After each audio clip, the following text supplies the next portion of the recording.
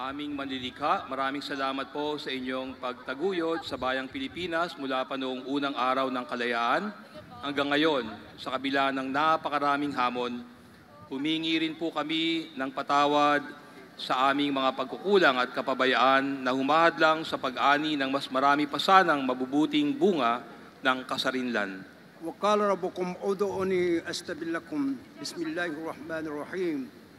Paliwanagan niyo po ang aming diwa upang lalo pang masuri at maunawa ang ginintuang aral ng kasaysayan, upang hindi lang naming ipagdiwang ang mga tagumpay, kundi ipagluksa rin ang ipagtika ang aming mga kabiguan at pagkalukmok sa madidilim na gabi ng nakaraan. Imulat niyo po ang aming mga mata upang matitigan at masurin namin ang aming mga kainan, kapintasan, kasakitan upang mga ito sa pagkakaisa at pagtutulungan ay may hanap ng lunas at kagalingan. Kaya naman akayin niyo po kami tungo sa wagas na paghuhunos dili at pagbabagong loob.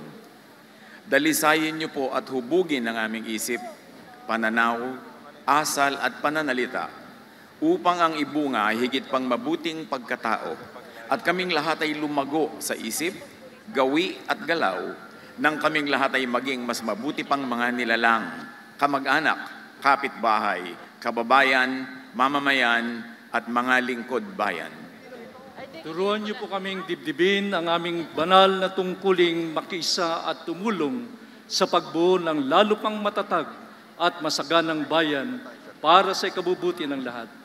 Naway mas maunawa at maipamuhay po namin ang katotohanang ang pagbangon, pag-angat at pananatiling matatag ng aming republika ay nakasalalay sa aming matibay na pagkakaisa at pagkakabuklod-buklod.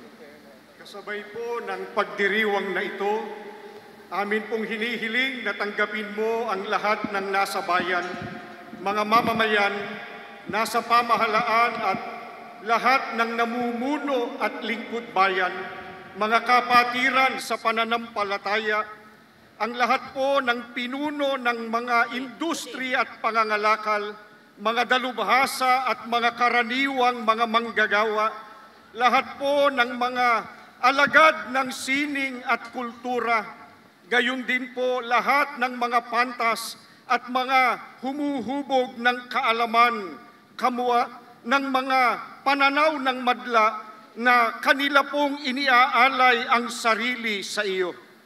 Akayin niyo po kami sa paglilingkod upang mabigyan ginawa ang mga naghihirap, mabigyan ng pag-asa ang mga nanghihina, matulungan ang lahat na matugunan ang mga pang-araw-araw na pangangailangan, mapalakas ang lahat upang maabot ang mas mataas pang mga pangarap at mithiin. Imulat po kami lahat na pahalagahan at unahin ang kapakanan ng bayan. Ang lahat po ng ito ay aming idinudulog ayon sa inyong mabuti at mapagkalingang kalooban.